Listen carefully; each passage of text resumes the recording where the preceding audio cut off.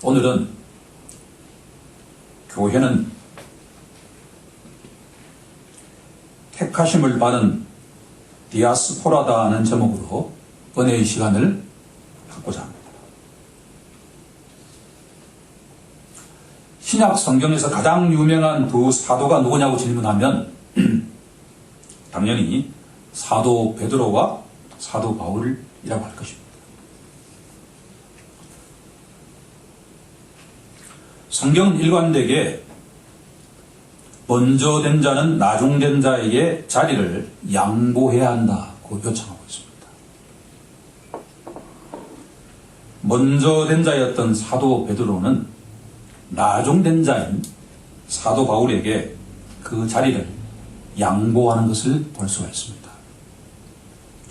사도행전을 보면 앞부분에서는 사도 베드로가 주인공인데 9장을 넘어서면 사도 베드로는 시야에서 사라지고 사도 바울이 전면에 등장하는 것을 볼 수가 있습니다. 베드로는 헬라어 페트로스를 음력한 것이고 아람어로는 케파라고 하는데 그 뜻은 반석이라고 하는 뜻입니다. 동생 안드레의 손을 잡고 온 시몬에게 예수님께서 베드로라는 이름을 주셨는데 그 의미를 조금 기억할 필요가 있습니다. 로마 가톨릭 교회는 너는 베드로라 내가 이 반석 위에 내 교회를 세우리라는 마태복음 16장 18절 말씀에 의지해서 초대 교황이 베드로다라고 말하고 있지만 사실은 이 반석에 대한 해석은 달리 할 수가 있습니다.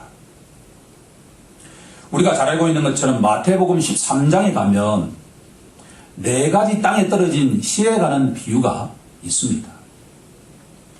길가밭, 돌밭, 가시떨기밭, 그리고 마지막이 좋은 밭, 옥토가 있지 않습니까? 그런데 예수 믿기 이전에 시몬의 마음의 상태라고 하는 것이 돌과 같았다라고 해석하기도 한다라고 하는 겁니다. 제가 보기엔 이 해석이 보다 의미가 있다라는 생각이 듭니다.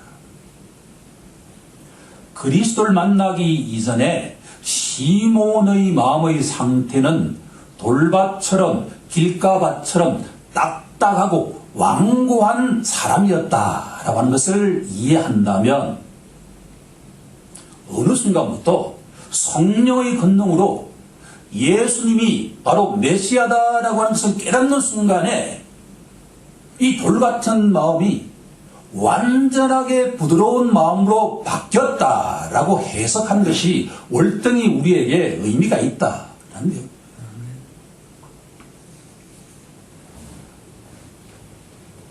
사도 베드로의 이 사건은 우리에게 소망적으로 다가옵니다.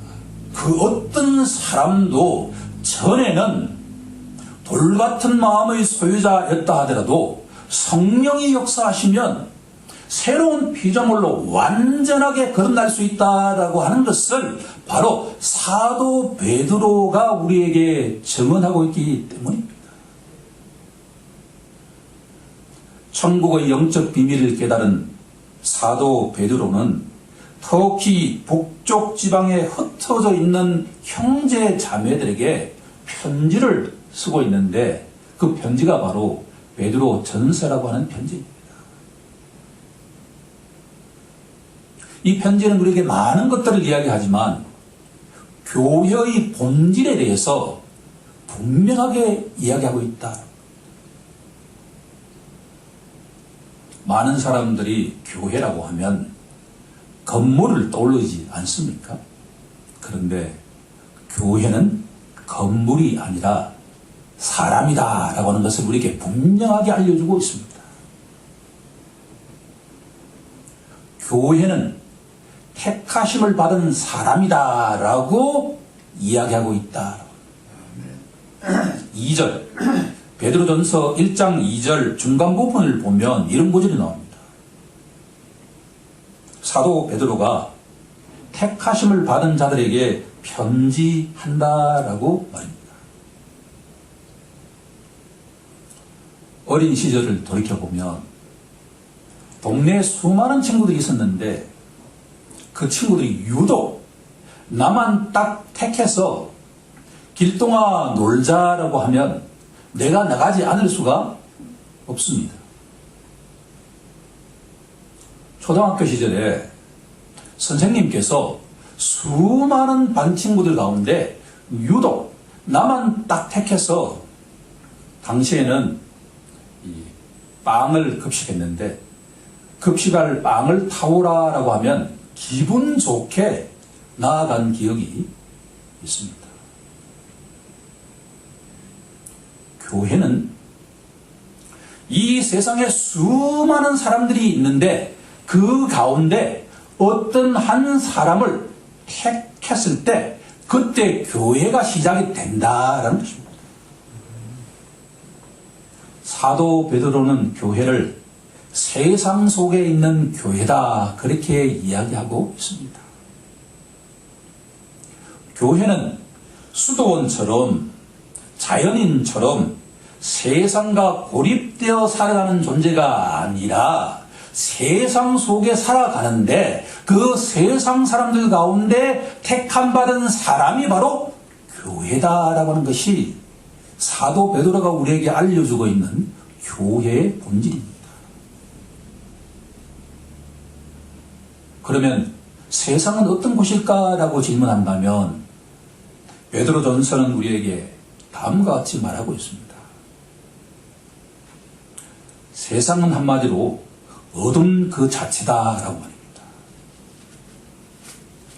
덕성교회 창립의 성경적 근거 본문인 베드로전서 2장 9절 중간 정도를 보면 이는 너희를 어두운 데서 불러내어 그의 기이한 빛에 들어가게 하신 이의 아름다운 덕을 선포하게 하려 하십니다. 교회라고 하는 것은 이 어두운 세상에서 부르심을 받은 다음에 하나님이 사랑하시는 그 아들의 나라인 빛의 나라에 옮겨진 사람들이 바로 교회다라고. 너무나 중요한 이야기입니다. 주님이 사랑하시는 성도 여러분, 교회는 절대로 건물이 아닙니다. 교회는 사람인데 어둠 속에 처해 있는 그 사람들 가운데 하나님께서 택하시고 부르셔서 그 영광스러운 예수님의 나라에 이미 옮겨져 있는 사람들이 바로 교회다. 너무나 중요한 이야기 아닙니까? 자, 그러면 교회는 부름받은 사람들인데 이 사람들의 방향이 나그네와 같은 존재다라고 이야기하고 있습니다. 베드로전서 1장 1절 마지막 부분에 보면 나그네라고 하는 단어가 있습니다. 이 단어에 집중할 필요가 있습니다.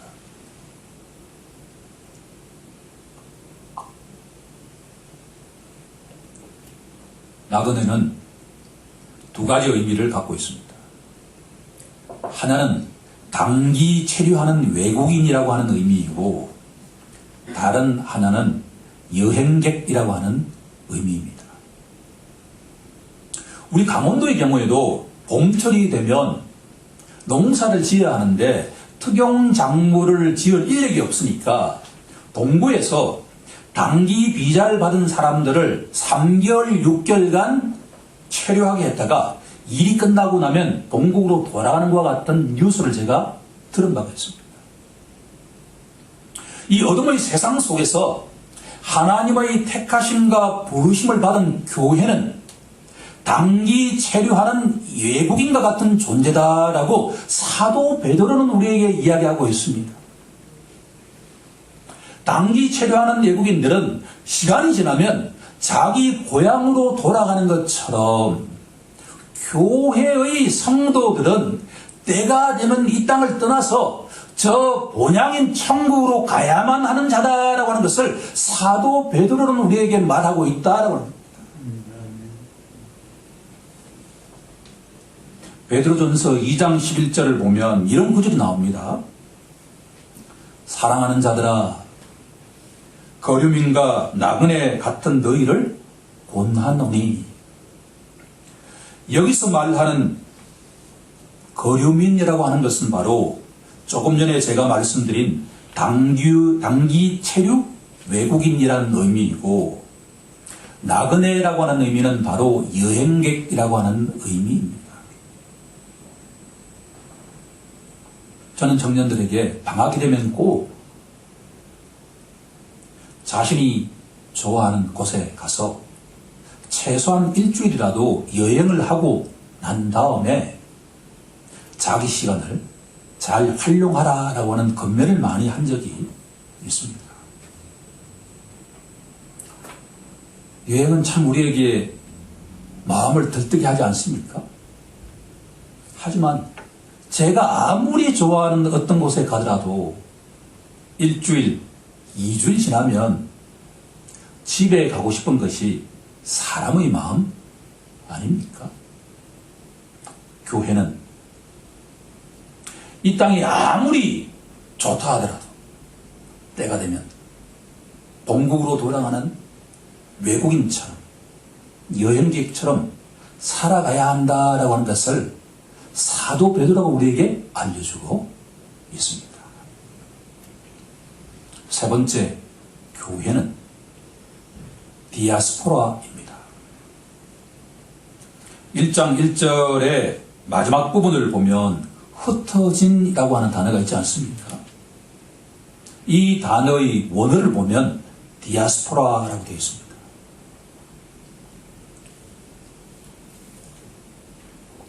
우리가 디아스포라라고 하면 박해를 피해서 세계 곳곳에 살아가는 유대인이라고 기억하지만 사도 베드로는 하나님의 택하심을 받은 바로 교회가 디아스포라라고 이야기하고 있습니다. 디아스포라는 디아스포라라고 하는 것의 합성어인데, 이 스포라라고 하는 단어 속에는 씨앗이라고 하는 의미가 들어가 있습니다.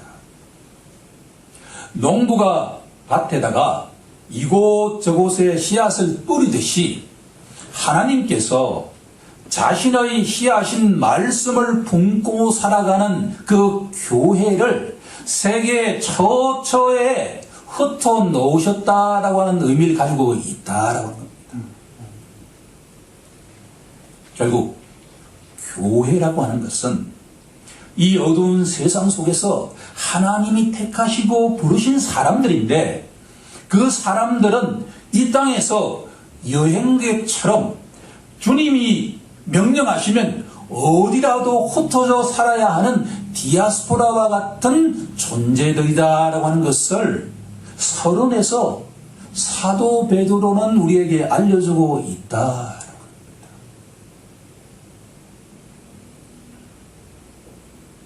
저는 어떻게 보면 부족하지만 주일 오전 예배의 제목을 정하는데 일주일 내내 투자한다라고 해도 과언이 아닙니다. 보통 일주일 전에 되면 A4 한 장에다가 성경 본문을 정하고 가제목을 정하고 그 다음에 새 대지를 이렇게 찾아가는데, 계속 이렇게 묵상하고 공부하다 보면 제목이 계속 바뀌어가는 걸 알 수가 있습니다. 전도사님한테 지난 목요일 처음 제목을 줄 때 하고 또 달라진 이유는, 어떻게 하면 하나님의 이 진리의 말씀을 가장 잘 알려주는 제목을 담아낼 수 있을까라고 하는데, 사활을 건다 해도 과언이 아니다라고 합니다. 제가 교회는 택하심을 받은 디아스포라다라고 정한 이유가 바로 사도 베드로, 전에는 돌처럼 딱딱했던 그 영혼이 변화되고 난 뒤에 우리에게 알려주는 교회의 본질에 대한 내용이 잘 담겨 있다라고 생각하기 때문입니다.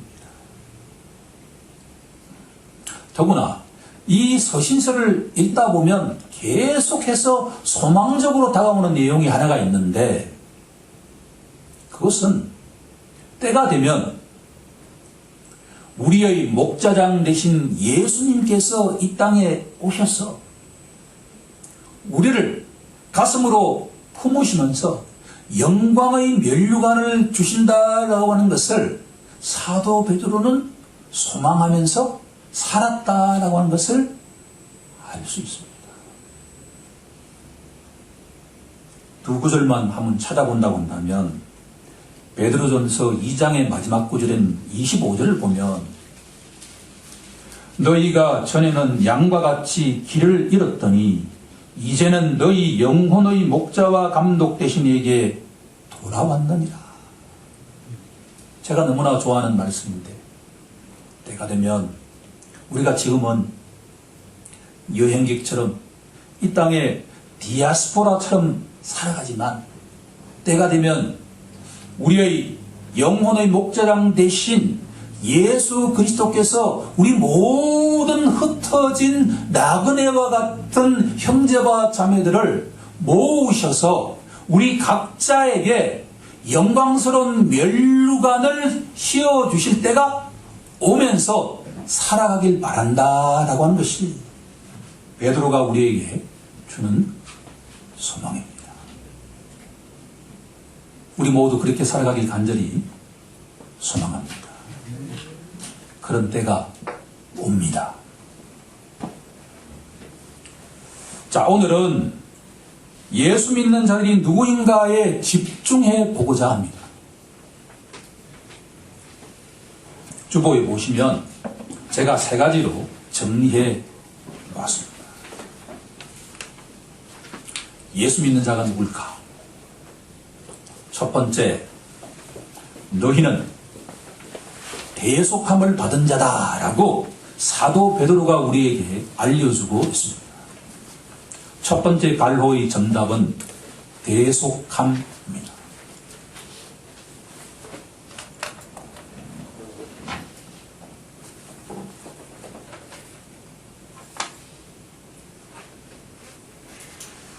성경 전체에서 가장 중요한 단어 가운데 하나가 대속이라고 하는 개념입니다. 이것은 진짜 온 마음과 뜻과 정성을 다해서 완전하게 확 잡아야 할 용어입니다. 쉽게 말하면 누군가가 돈을 주고 해방시킨 것을 의미합니다. 우리가 영화를 보면 노예들이 전시장에 나와 있지 않습니까? 어떤 사람이 그 노예의 값을 치르고 그 사람을 사는 순간에 바로 대속한다라는 의미가 들어가 있다. 대속의 또 다른 표현을 우리가 이야기한다면 속량이라고 하는 표현도 비슷한 겁니다. 보통 죄사함이라고 사용되고 있는 속량도 대속과 동일한 개념입니다. 또 다른 개념은 구속이라고 하는 개념과 동일합니다. 보통 우리가 구속이라고 하면 검찰이 어떤 죄 지은 사람을 구속하는 그 단어가 떠오르지만 여기서 말하는 구속이라고 하는 한자는 구하다, 구, 그리고 돈을 지불하다 하는 속, 이 두 개념이 합해진 개념입니다. 정리하면 대속, 속량, 구속이라고 하는 것은 같은 개념이다라고 정리하면 된다는 겁니다. 예수 믿는 자는 누구인가? 대속함을 받은 자입니다. 우리 다 함께 베드로전서 1장 18절과 19절을 합독해 보도록 하겠습니다. 18절, 19절입니다. 시작.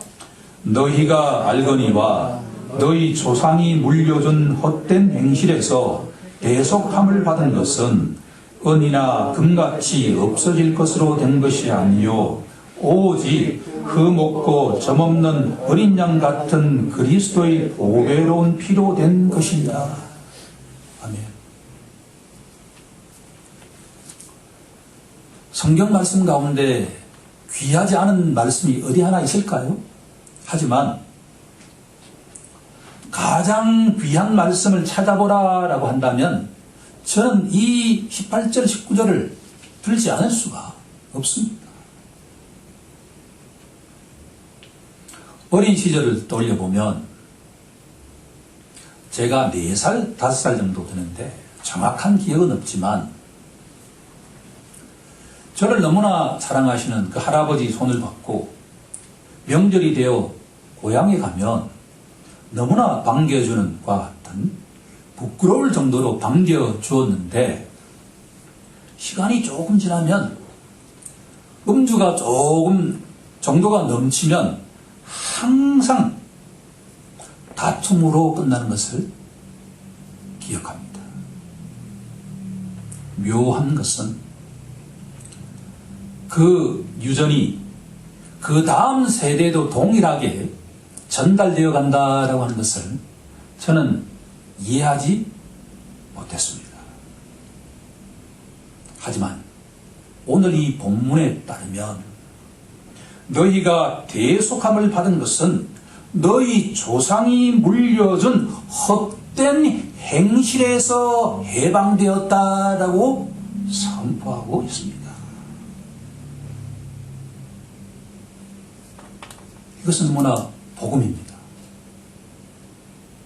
예수 믿는 자들은 조상들이 물려준 헛된 전통, 예컨대 음주로부터 완전하게 해방되었다고 증언하는 증인들이다라고 말씀할 수 있다라고 하는 겁니다. 우리가 드라마와 소설책을 보면 한두 세대 이전만 하더라도 돈과 권력이 있는 사람이라면 처첩을 두고 살았습니다. 사랑하는 배우자가 엄연하게 있는데도 불구하고 처첩을 두고 사는 것은 조상들이 물려준 헛된 행실, 헛된 삶의 방식이다라고 합니다. 그런데 예수 믿는 자들은 이 처첩을 두고 살아가는 행실에서 완전하게 해방되었다라고 선포하고 증언하는 증인이다라는 겁니다. 조상들이 물려준 헛된 행실 중에서 가장 큰 것이라고 한다면 우상숭배입니다. 사도행전 14장에 가면 루스드라 지방에 나면서부터 걷지 못하는 사람이 있었습니다. 사도 바나바와 바울이 이 사람에게 구원받을 만한 믿음이 있다라고 하는 것을 본 다음에 이렇게 외칩니다.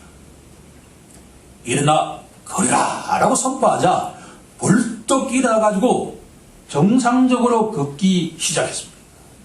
그 주위에 있는 모든 사람들이 이 기적을 목격한 다음에 하늘에서 신이 인간의 형상을 입고 나타났다라고 하면서 이 두 사도에게 제사를 드리기 시작했습니다. 깜짝 놀란 이 두 사도가 옷을 찢으면서 이렇게 외치기 시작합니다. 어찌하여 이러한 일을 하느냐? 우리도 여러분과 같은 성정을 가진 사람이다. 여러분들에게 복음을 전하는 것은 이런 헛된 일, 우상숭배를 버리고 천지 만물을 지으시고 살아계신 하나님께로 돌아오게 하기 위한 것이다 라고 선포하고 있습니다.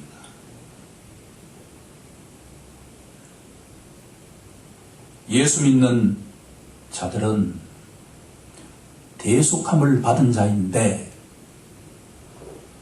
우리의 조상들이 물려준 과도한 음주로부터 해방되고 처처의 죄악으로부터 해방되고 하나님이 가장 싫어하시는 우상 숭배로부터 해방되었다라고 선포하고 증언하는 증인들이다라는 겁니다.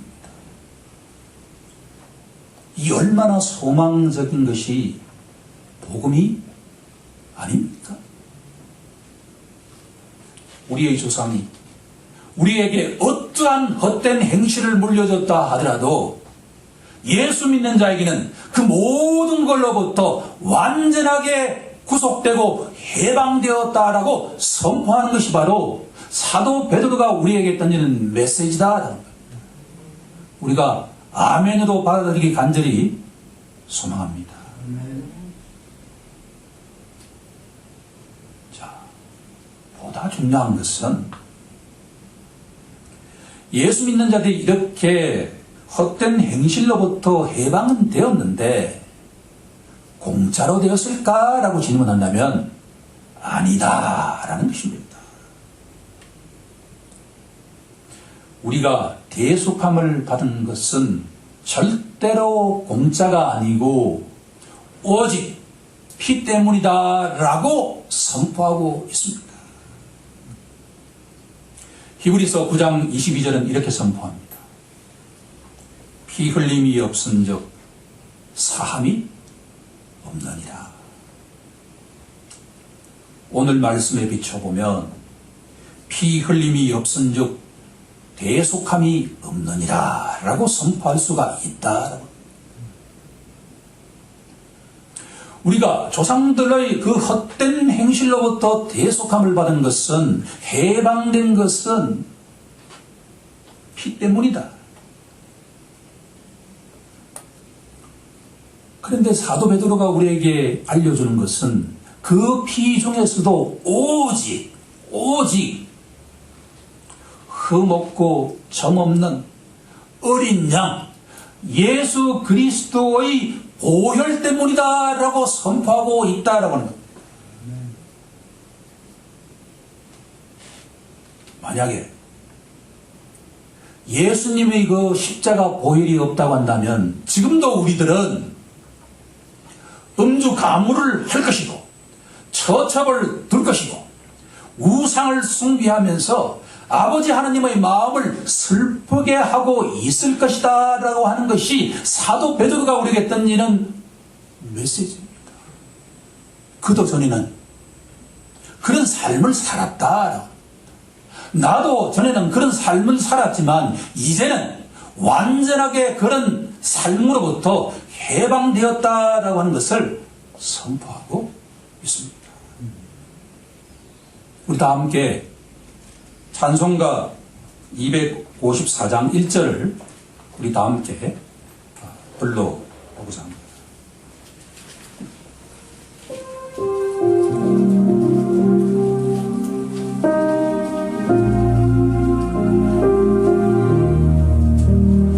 내 주의 보혈은 정하고 정하라.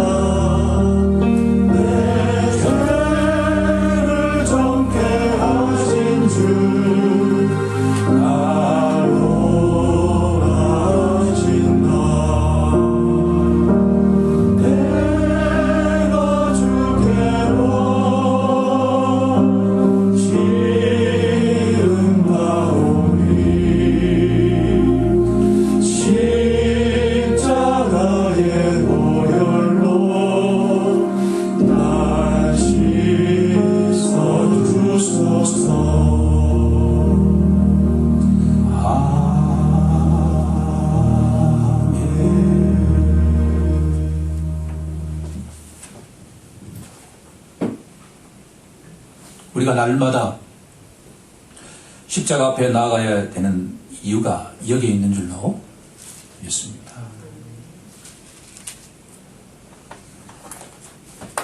이제 두 번째 내용으로 나아가고자 합니다. 예수 믿는 자들은 하나님을 믿는 자들입니다. 두 번째 반려의 정답은 하나님입니다.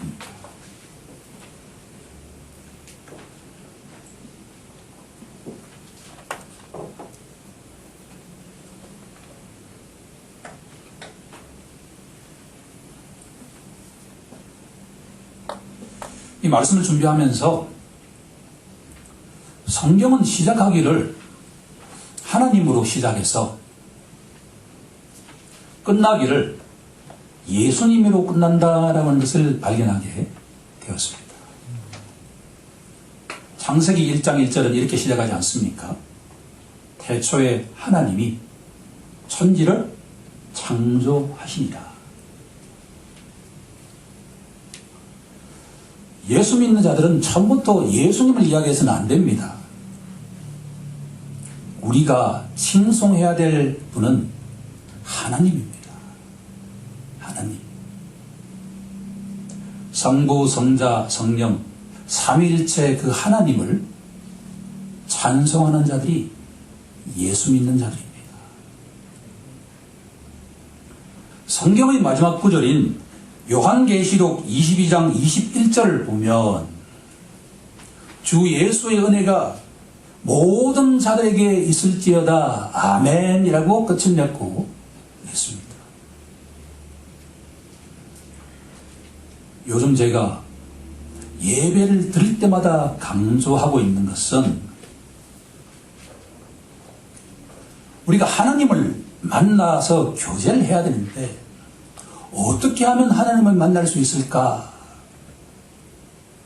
세상의 많은 종교들은 여기에도 길이 있고 저기에도 길이 있고 여러 길이 있다고 말하는 종교다원주의가 판을 치고 있지만 성경이 우리에게 알려주고 있는 살아계신 하나님을 만날 수 있는 그 길은 only one, 하나뿐이다 라고 이야기하고 있습니다.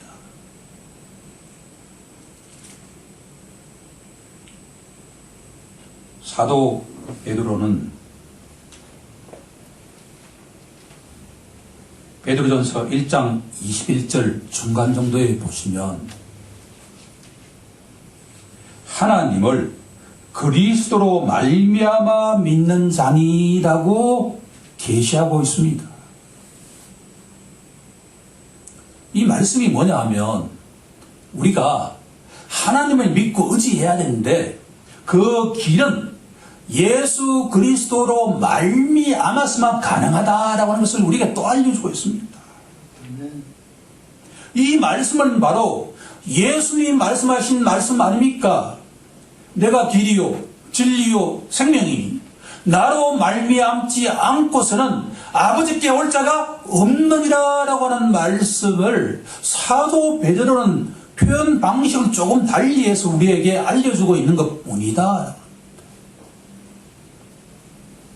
그러니까 우리가 믿고 의지해야 될 분은 하나님이신데 예수 그리스도를 믿지 않고서는 그 하나님을 믿고 의지할 수가 없다라고 하는 것을 반복해서 강조하고 있다라는 것. 그저 주 기도문 마지막 부분에 주 예수 그리스도의 이름을 말하는 것이 아니라 하나님이라고 하는 그 인격적인 존재를 만날 수 있는 유일한 채널이 바로 예수라고 하는 그 십자가 보혈을 통해서만 아버지께 갈 수가 있다라고 하는 것이 성경의 일관된 메시지다라고. 따라서 예수를 믿는 자는 하나님을 믿는 자입니다. 나를 본 자는 아버지를 보았느니라. 나를 믿는 자는 아버지를 믿는 자다라는 말씀이죠.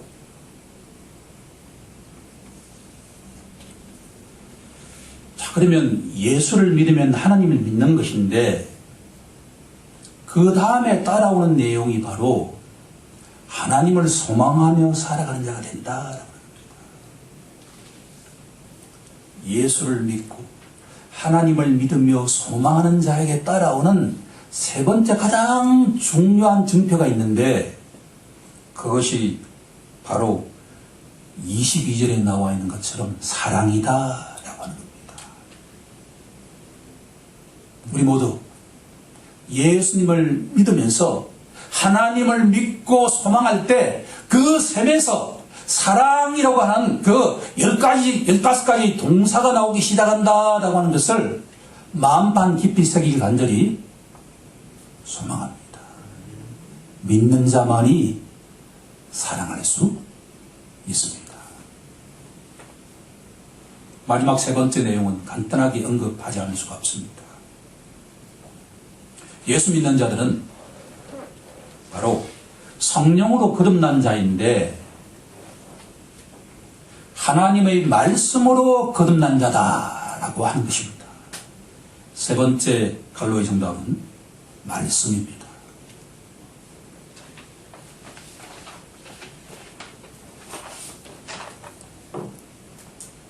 사도 베드로는 어마어마한 영적 비밀을 우리에게 알려준 다음에 결론은 하나님의 말씀이다라고 결론을 내리고 있습니다. 23절을 보면 너희가 거듭난 것은 썩어질 씨로 된 것이 아니요 썩지 아니할 씨로 된 것이니 이는 살아있고 항상 있는 하나님의 말씀으로 되었느니라 라고 선포하고 있습니다. 이 세상의 지식과 부귀와 권세는 다 시간이 지나면 썩어 없어질 것이지만 하나님의 말씀은 살아있고 영원한 것이다. 하나님의 말씀은 썩지 않고 더럽지 않고 쇠하지 아니하는 유업을 갖게 하신다라고 결론을 내리고 있습니다. 우리 모두 예수 믿는 자는 하나님 말씀의 성도가 되어야 할 줄로 믿습니다. 처음도 말씀, 마지막도 말씀이 되길 간절히 소망합니다. 이제 말씀을 정리하고자 합니다. 오늘 말씀 내용에는 너무나 중요한 내용들이 많지만 교회는 절대로 건물이 아닌 사람이다. 이 말씀을 꼭 기억하길 소망합니다. 더구나 교회는 이 어둠에 처한 세상 속에서 택하심을 받은 자, 부르심을 받은 자들인데 예수 믿는 자들은 이 땅에서 단기 체류하는 외국인처럼 여행객처럼 디아스포라처럼 살아가야 된다라고 하는 것을 우리가 붙잡길 소망합니다. 자, 그렇게 살아가기 위해서는 세 가지가 필요한데 첫 번째가 우리는 주 예수의 보혈로 대속함을 받았다. 우리는 예수님을 잘 믿을 때 하나님을 믿고 소망하면서 사랑하는 자가 된다. 마지막으로 하나님의 말씀만이 우리를 이렇게 나아가게 한다라고 하는 것을 기억해야 한다는 것입니다. 주님이 사랑하시는 성도 여러분, 우리 이렇게 다가오는 한 주 동안에도 살아가길 주 예수의 이름으로 간절히 축원하옵나이다. 아멘.